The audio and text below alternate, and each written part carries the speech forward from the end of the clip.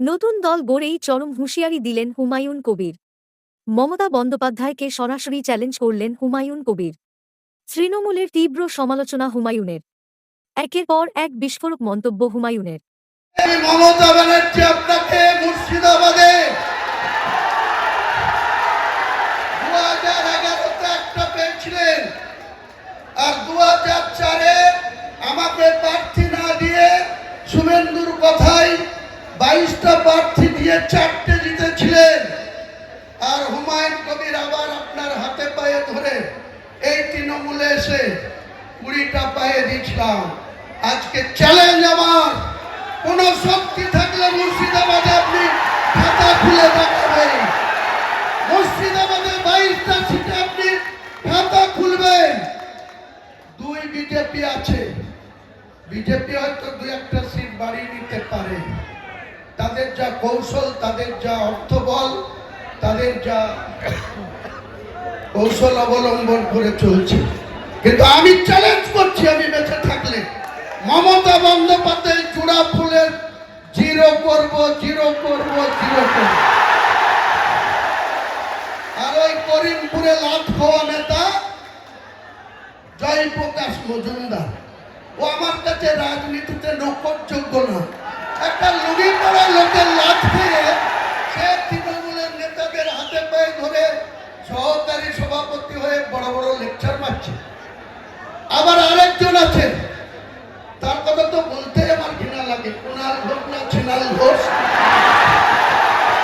এই কুণাল ঘোষ আবার বলছে ক্ষমতা থাকলে ব্রিগেডে করে দেখা। হ্যাঁ কুণাল ঘোষ, হ্যাঁ মমতা ব্যানার্জি, তোমাদেরকে আগামী জানুয়ারি মাসে আমি ব্রিগেড ময়দানে সভা করে দেখাবো। তোমাদের রাজনৈতিক মৃত্যু ঘণ্টা সেদিন বাজিয়ে দিব কলকাতার ব্রিগেড।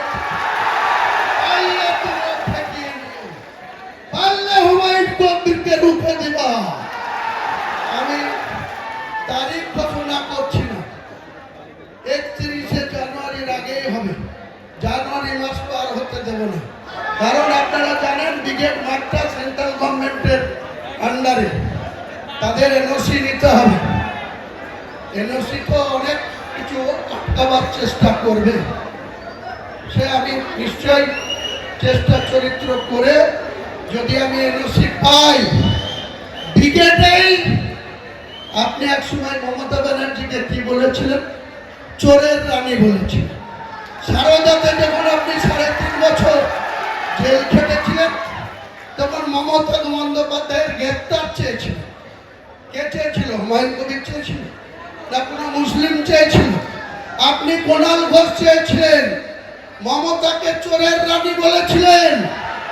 আমি বলিনি, হুমায়ুন কবির বলেনি, বাংলার কোন মুসলমান সম্প্রদায় মমতা বন্দ্যোপাধ্যায়কে চোর বলেনি, কিন্তু আপনারা বলেছেন। আর মমতা বন্দ্যোপাধ্যায় এত গুণবলিতে ভরা, যে যত বেশি গাল দেবে তার অত বেশি প্রমোশন হবে মমতা ব্যানার্জির কাছে। যে যত বেশি ওকে গাল দেবে